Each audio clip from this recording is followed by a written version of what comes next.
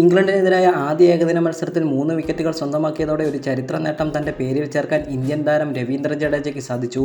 ഇന്ത്യയും ഇംഗ്ലണ്ടും തമ്മിൽ നടക്കുന്ന ഏകദിന മത്സരങ്ങളിൽ 40 വിക്കറ്റുകളിലധികം സ്വന്തമാക്കുന്ന ആദ്യ ബോളറായി ജഡേജ മാറി.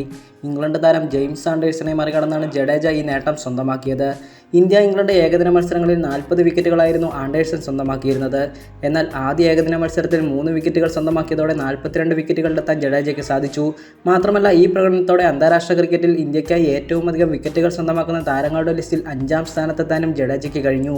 ഈ ലിസ്റ്റിൽ 1ാം സ്ഥാനത്തുള്ളത് ഇന്ത്യയുടെ മുൻ സ്പിന്നറായ അനിൽ കുംബ്ലെയാണ്. 953 അന്താരാഷ്ട്ര വിക്കറ്റുകളാണ് കുംബ്ലെ ഇന്ത്യയ്ക്കായി സ്വന്തമാക്കിയത്. 765 അന്താരാഷ്ട്ര വിക്കറ്റുകൾ ഇന്ത്യയ്ക്കായി നേടിയിട്ടുള്ള അശ്വിൻ 2ാം സ്ഥാനത്തും 707 വിക്കറ്റുകൾ സ്വന്തമാക്കിയിട്ടുള്ള ഹർഭജൻ ലിസ്റ്റിൽ 2ാം സ്ഥാനത്തും നിൽക്കുന്നു. 687 വിക്കറ്റുകൾ ഇന്ത്യയ്ക്കായി സ്വന്തമാക്കിയ കപിൽ ദേവാണ് ലിസ്റ്റിൽ 4ാം സ്ഥാനത്ത്. ശേഷമാണ് ഇപ്പോൾ 600 വിക്കറ്റുകൾ സ്വന്തമാക്കിയ ജഡേജ 5ാം സ്ഥാനത്ത് എത്തിയിരിക്കുന്നത്. 597 വിക്കറ്റുകൾ ഇന്ത്യയ്ക്കായി സ്വന്തമാക്കിയ സഹീർ ഖാനെയാണ് ജഡേജ മറികടന്നത്.